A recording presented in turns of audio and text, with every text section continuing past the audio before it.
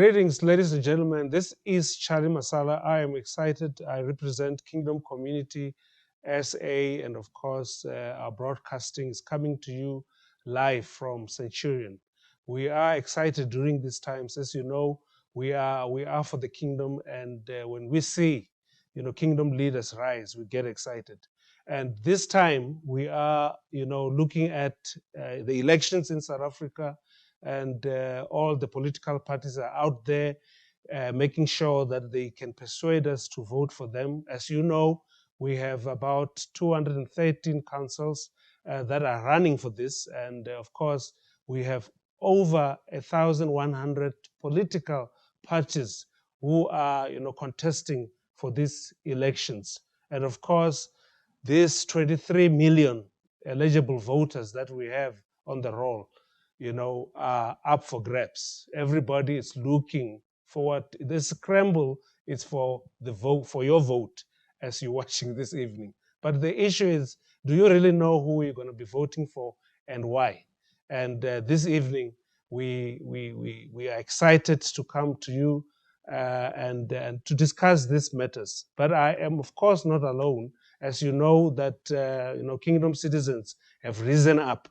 Pastors and believers have risen up to the challenge. And the challenge is that as we have been sent to earth to become ambassadors of the kingdom of heaven on earth, we now realize that we are to play a role.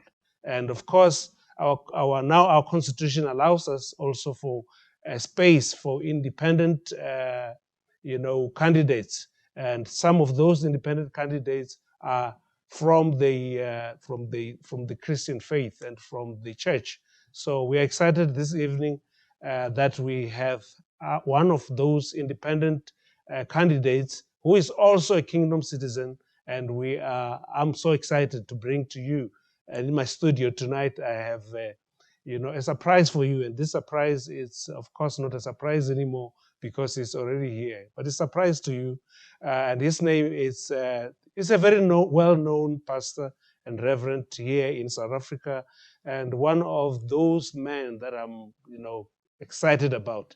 And his name is Reverend and Pastor Chris Mathebula. Yes, the famous one. He's here with me this evening, and I am sure that as we talk to him and engage him, you'll get to know him better. You'll get to know what he brings to the table. Of course, I'm excited to have my co-host, Professor Sipamandla Zondi, with me on the studio. He's going to help me interview this great wannabe mayor of Ekuruleni. Professor Zondi, welcome. Oh, yeah. Thank you very much, Ambassador Charlie, for the opportunity. Greetings to the viewers at home. We're all looking forward to a wonderful conversation here. Thank you. And at this time, I would like to ask, Pastor Chris to introduce himself. Pastor Chris, I'm excited that you came to our studio this evening. And we know you to be a man who is out there and you have a heart to serve the people with your people matter and, organization and other things that you do. And but someone who is out there doesn't really know who you are. So I would like you to please take us through your background, where you come from, and who you are, and share with us. Thank you, Charlie, and thank you to the viewers and wherever you're joining us from. Thank you for this opportunity. As Charlie said, I'm Rev Chris Mathebula. I was born and raised in South Africa, right in a township that is called Tembisa. And, for the first 10 years of my life, I had a really, really struggle. I was struggling a big time. And as a young person, at the age of 10, I ran away from home. And for 5 years, I was in the streets of Johannesburg, and I was taught how to read at the age of 15. I'm just giving you that brief a little bit because it was a tough life. But by the grace of God, at the age of 18, and then I accepted Christ as my Lord and Savior. Fast forward, I became a pastor, and then we started a church by the name of Hope Restoration Ministries 20 years ago. At this present moment, we have 7 campuses, and with around about 20,000 membership, across South Africa. And the other thing that is very important is that I'm a married man. I'm blessed with 5 children, and I'm also a founder of Devoted Citizen. Devoted Citizen is an organization that inspires South Africans and God's people to get involved into the community and to do the work of the kingdom. To say it is not enough to be a child of God, but you need to be involved in your community to rebuild your community. And not only that, I'm also a founder of People Matter Foundation. People Matter Foundation is an organization that takes care of the poor in the community, and then we build houses, and then we give bursaries, and then to the people in the community, just to better the lives of the people. So those are the few things that I can mention at this present moment, but there are still other organizations that I founded and then as a pastor. Wow. Yes, but Mathebula, while you are at that, you mentioned a number of organizations you've founded and have been part of that are meant to be tools that you are using to reach out to society out there. At which point do you now decide to move from that, which is a form of involvement in society, to now participating actively in politics as a candidate and all that, and as a kingdom citizen? What does that all mean also? I need to say that over the years, especially in the country that we are living in, you are limited, as a church. It's like you can do up to a certain point. Yes. There are other areas where you cannot actually operate. For an example, during COVID, that was very clear in our country that a church is not recognized. Other institutions were operating, your malls, your tavern, your casinos, but a church was the main thing that was closed because it is not that important. But I realized that there are people who are not representing us in a proper way in the politics, and for us to be respected, you need somebody who's going to teach people to respect us. So, and besides that, I felt that the Church of Jesus, we have taken a backseat, for too long. And I use, the statement that says, for too long, the Church of Jesus, we have been in a backseat of a bus, and then praying and hoping that the bus driver, a drunk bus driver will take us into our destiny. And this driver, he is drunk because of corruption and self-ambition. As the church, we've been taking a backseat and hoping that this guy will take us into our destiny. And it has never happened in this country for the past 27 years. And then we've been complaining, and the church has never advanced to that level. I felt in my spirit, now it is the time, to go into another level where we can actually bring a mark and bring a different color, and then also bring a solution, because great leaders are actually hiding in the church building. And then we are taking a back seat and we always complain. Look at the churches that we have built in this country, churches of excellence, because leadership is in the house, but we have never stepped into that position of politics. That is why I had to come in and say, let us just break this, stereotypes that we have in our nation. If I may follow up, but you had options of joining the existing Christian parties. Yeah. There's a number of about 4 or 5 self-declared Christian parties, some of them even run by pastors. Why is that not an optimal? You need to look at the season that you are in. This is a new season. Yeah. And then we've got a new opportunity to come in as an independent candidate. It's a new thing. It's a fresh thing. So sometimes people, they love something that is just introduced. All of us, we buy a new car that has been introduced into the market. Yeah. But for me, it was not only that. I didn't want to carry, if you may allow me, the garbage of other people. I didn't want to be identified, with the history of other people. I wanted to come in and be able to introduce myself in the community with a new message, because I strongly believe the mandate that I have, as much as it can be similar to other parties, which we are prepared to work with them in the future. But I felt we needed to introduce this new thing without that thing being clouded, by other things that have been existing already in those political parties. So it was also a strategic, thing for us to do that. Wow. Let's look at the local government. You have been a citizen of Ekuruleni for the longest of time. What is so wrong? What is so broken that you want to fix in local government? Everything is broken. Everything is broken. When I'm saying everything is broken, let me go to the very same example that I gave of a drunk driver. You know, if you've got passengers and then you've got a drunk driver, everybody in the bus is at risk. Because this guy, he does not know where he's going, you know, and he does not even have an interest of these people. And the truth is, we are going to die. So when I'm saying everything, it's not working. We don't have a leadership in this country. Corruption has become the game of the day. You know, people, they don't care about the development. There's no service delivery in our country, you know, and whatever that is there, it is not functioning. I mean, Ekuruleni, it's a gateway to South Africa. You understand? I mean, we've got the international airport right here, Ekuruleni. You know, but what is happening is that people, they land in this airport, you know, they pass Ekuruleni and they go to Zondi to do business. They go to Soweto to do business. We are not even able to harvest, you know, the business in that area, you know, because people, they were not creative and innovative, you know, just to build the lives of people. The worst thing with Ekuruleni, we have around about 800 to 1 million people in an informal settlement, you know, and then these informal settlements, they continue to grow. And nobody's doing anything. They continue to grow. I mean, corruption, even with the metropolis. You know, there is this language that we use in our township. You know, when the metropolis stops you, he wants a drink. You know, and then it has become the culture of the day. People, they know when he wants a drink, that means he just wants some money, you know. And so we want to stop that because everything, it is not functioning. Sports, it is not functioning.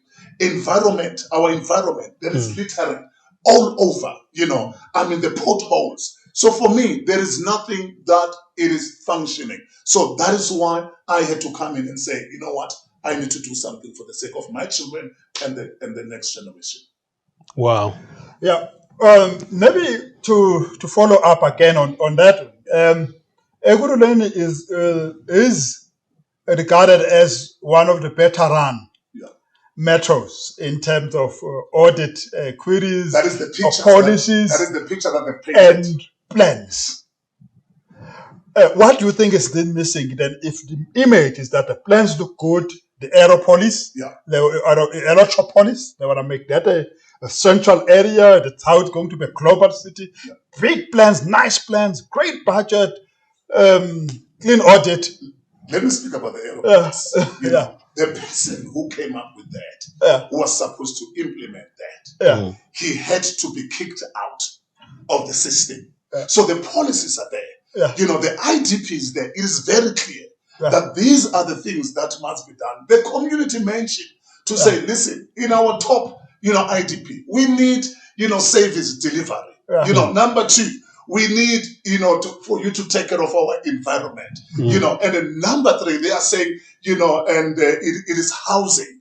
You know, so everything, it is in place, but nobody is actually focusing on all these policies and all these plans. People are doing their own things. People are promising people their own things. The top 5 lists, 5 things on the IDP, nobody's concentrating on. Nobody's doing anything about it. So it is not enough to have a plan. We need to implement, you know, we need to make sure that that beautiful plan of Ekuruleni, if by now we had people who were implementing, let me tell you, Ekuruleni would have been one of the best municipalities, you know, that will actually compete with Dubai.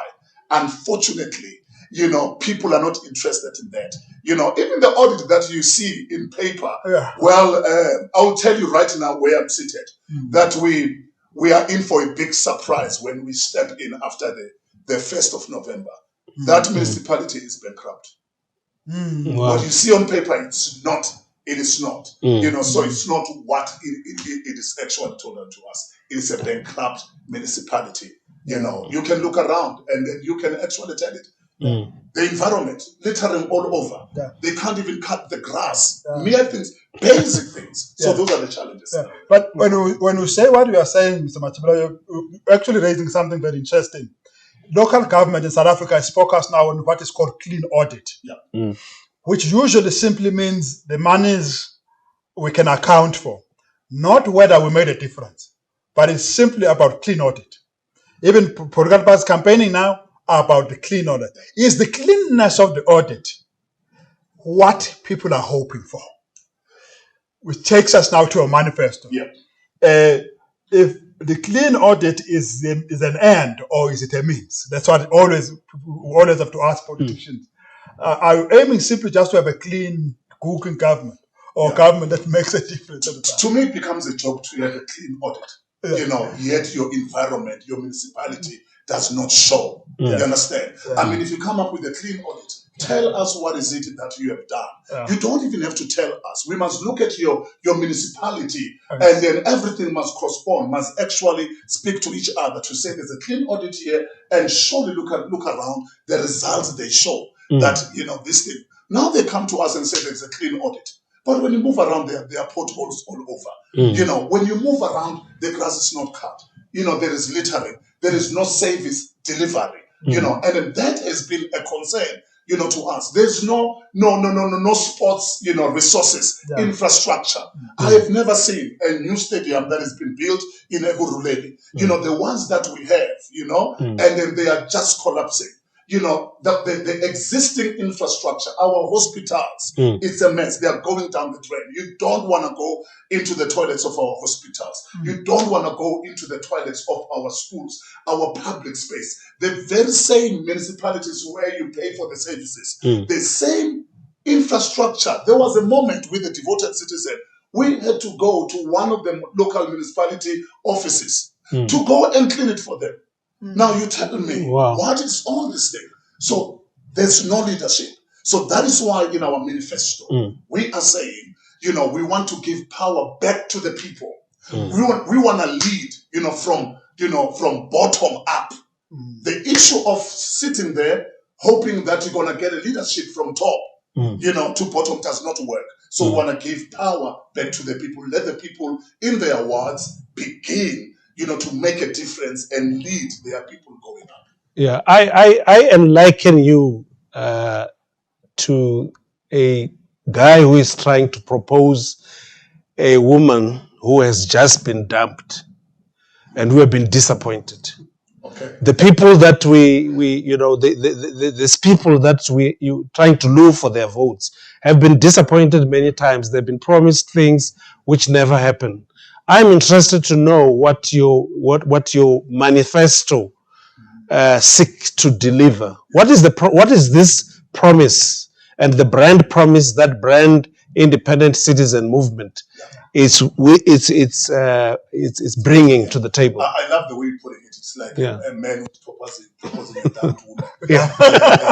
Let me say to you, the beautiful thing about this man is that the track record speaks for itself. I don't even have to convince that woman because my track record speaks for itself. I'm not just a man who's just coming up, from nowhere. I have been in this township, I've been in this municipality, for my whole life in this area. So I'm going to this woman who is actually disappointed, broken, being robbed as well, deprived of a better future. This is not just a simple thing. So that is why I'm saying, number one, our slogan in Zulu simply says, Vuka uzenzele. Because the issue of taking a backseat and think there is somebody who's going to do things for you, it has been proven for the past 27 years, there is nobody who's interested in doing something for you. So we are saying to the people, power back to the people. It is time for you, Vuka uzenzele. So what we have done, to the people, we have identified people already who have been doing something in the community. So we are empowering those people. We are saying to you, for an example, we've got a lady by the name of Gladys in Ward 9. Gladys, she has been planting spinach in a small space, giving grannies and then the destitute. So we are coming, we said, Gladys, you are doing something good in your community. So we want to give you power. What you need, to impact your community, it's more land, more seats, you understand, so that you can impact the people around you, better the lives of these people. That is what we are saying. The people who are there want to give them that power so that they can make an impact in that other area. So that's the first thing about our manifesto. Number two, we are saying we are giving an ethical leadership. The problem of this country, it is not resources. We've got a lot of resources and money in this country. The problem of this country is that we don't have leadership, visionary and ethical leadership. We are saying to the people, this is us. We are coming in. We say to you, just put a house into a plan. Put a house of your dream into a plan. And then we can help you, to do what? To get a piece of a land. But you must come up with means of building a house for yourself. The issue of grants does not work.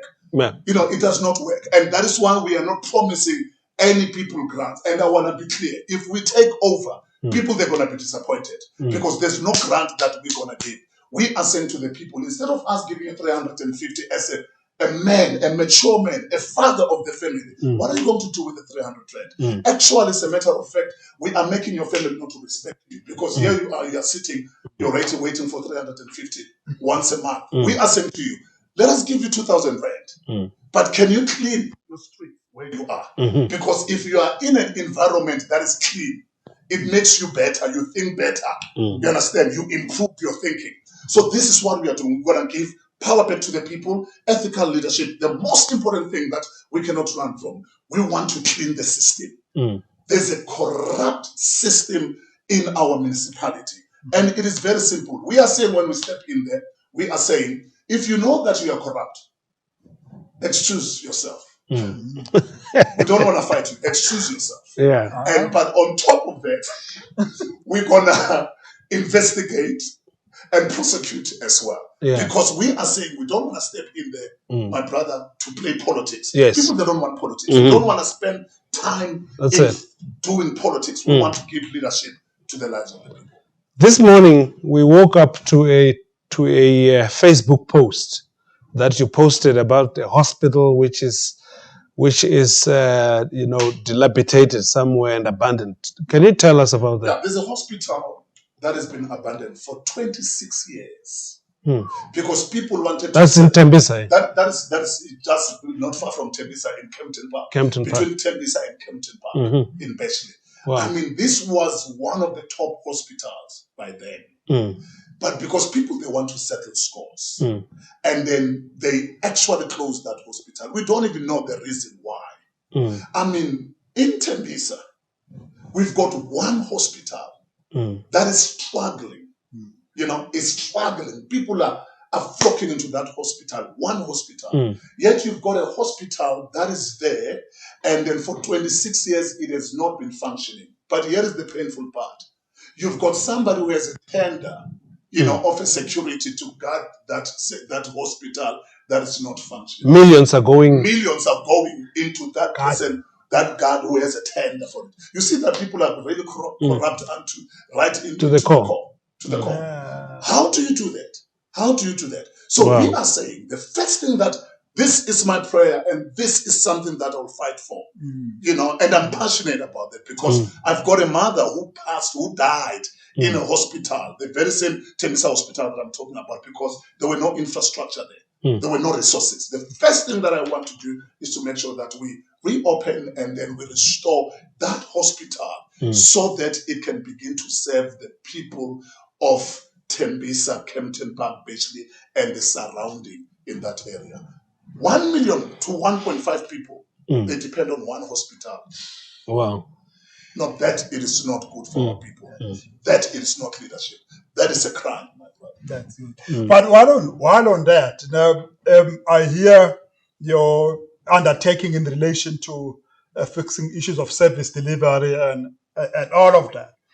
Part of the biggest challenge facing local government is failure to think about local economic development, so that it doesn't also rely on grants from national government. But that's another thing. It's not only people who rely on grants. Municipalities rely on grants.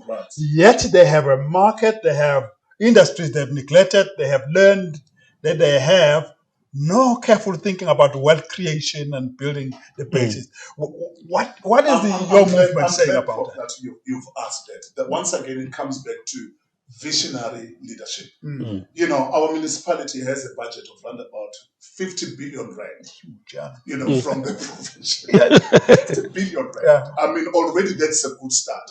But if you are a visionary leadership, you won't even touch that. Why don't you partner with the private sector? I mean, in Ekuruleni, we've got a huge fertile ground, you know, for farming. For farming, you can do that. You understand? As I said to you, it's a gateway, you know, into South Africa. You know, I mean, by now, in Ekuruleni, we're supposed to be having cranes, you know, that are building top 5-star hotels, because many business people, they want to come land into the airport, you know, do business into that hotel, take a plane and go back. You know, those who are landing, let us bring them into the township. You know, the township, there are many things that we can do in the township. Partner, you know, with the private sector, the business people, you know. And the beautiful thing that we are also planning, you know, in this municipality is that, you know, the business people in a ward, Yes. you understand? You know, organize yourself. If we build a school, let's get a guy in this ward who can supply the cement. Let's get a guy in this ward who can supply bricks. You know, employ the people in this area. You know, but there are crazy things that are happening in our municipality. A guy from somewhere in Joburg, he provides, you know, a cement right in the township. And the people there, they are not even benefiting. So you need to be smart, bring those things together, utilize the resources that you have. There is no need for our children, you know, to go for drugs or to sell their bodies, you know, just so that they can survive. Our children, they are going through that because there's a lack of vision. If we can have visionary leadership, and then we can transform. Ekuruleni is well positioned. It is known as a city of dams. You know, we can do a lot of things with those rivers and the dams in our city. So Ekuruleni, it's really well positioned to do a lot of things. By the way, Ekuruleni right now has the highest concentration in growth of warehousing. Warehousing has grown massively. In the figures, it's gone up and up. It continues to grow. But the benefits of that don't accrue for Ekuruleni. It goes everywhere To be surprised. They accrue for as far as Durban, but not Ekuruleni. If you go down at R21, you see them propping up, and they're still going to grow. And it does not but they are displacing agricultural land. So it means there's something about trade-offs. I'm glad that you have mentioned it, because I'm staying close to that. It has been worrying me. A fertile ground, you know, that was producing. By the way, the man who's owning that was given free by the old regime. And now he's selling that for millions. Maybe somebody might correct me if I'm wrong. Tens of millions. You know, and that's what I'm saying. You know, and then the planning, it is not good. And what is it? Sometimes I'm also concerned we build houses in a place where we need to build hotels. You know? So you need a visionary to think about this thing, think about the future, think about investment. You know, there are people. For an example, you don't have what you call a convention center next to the airport.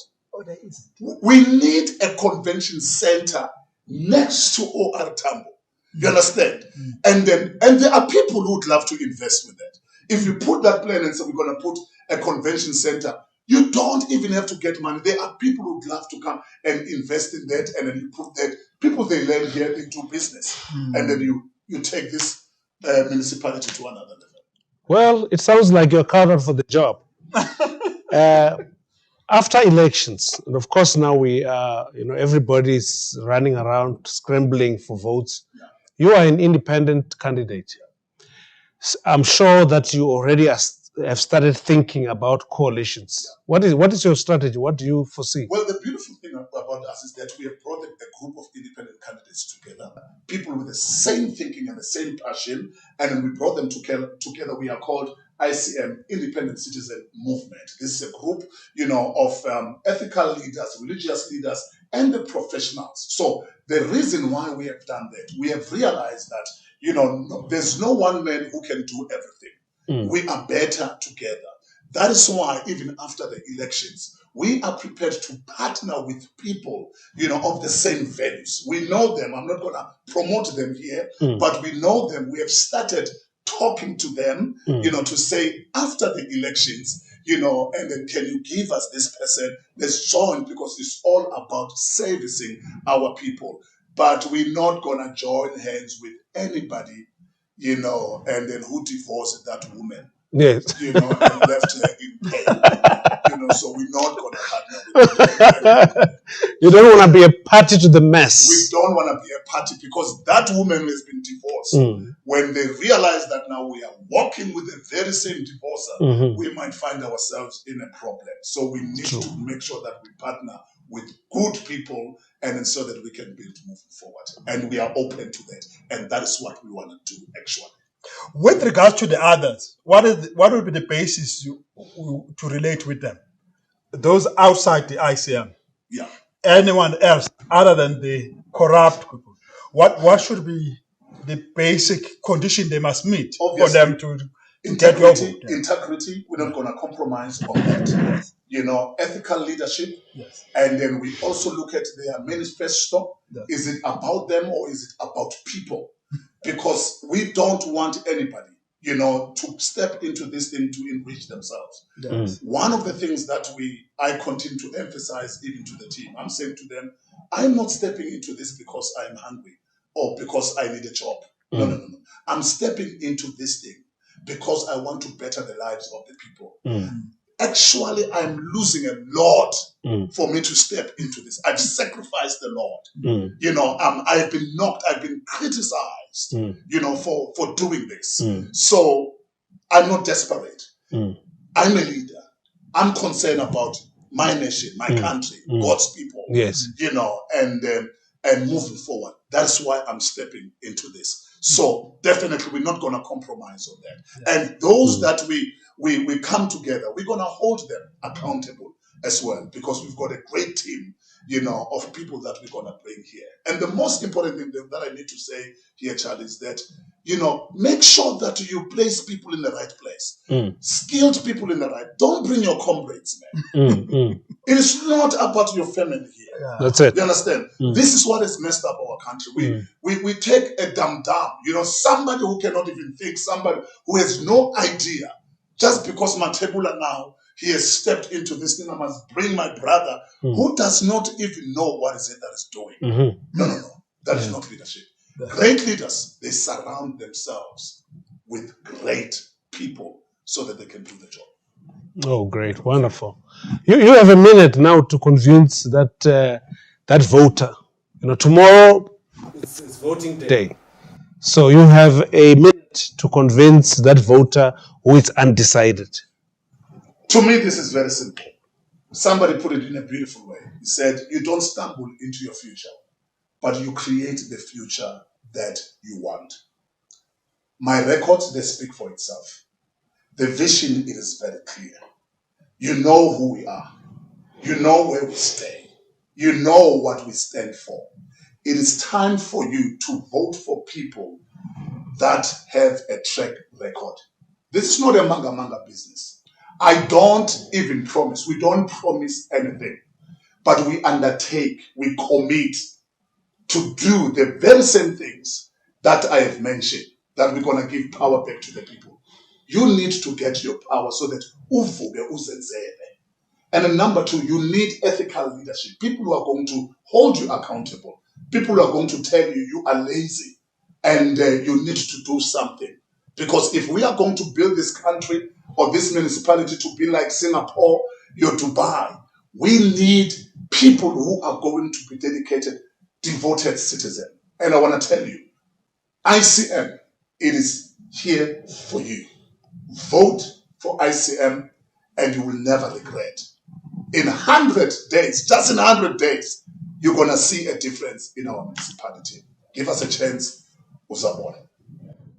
Give us a chance, Uzabon. Thank you very much. On that note, ladies and gentlemen, it was a wonderful, wonderful broadcast that we had here with Reverend Chris Mathebula. Tomorrow, it's a grand day. It's a big day for our country. It's a big day for South Africa and for our local municipalities. So go out there. You have had it for yourself from the horse's mouth, and you can look forward to something. It is time now for us to at least hear from people that are reputable, people who we know have moral values and have standards to live by. And I'm thoroughly excited about our candidate, Reverend Chris Mathebula, for mayor of Ekuruleni. That's what he was telling us today. And we have had it all. So make up your mind and go and make that cross. Thank you very much for tuning in this evening, and we will see you at the top.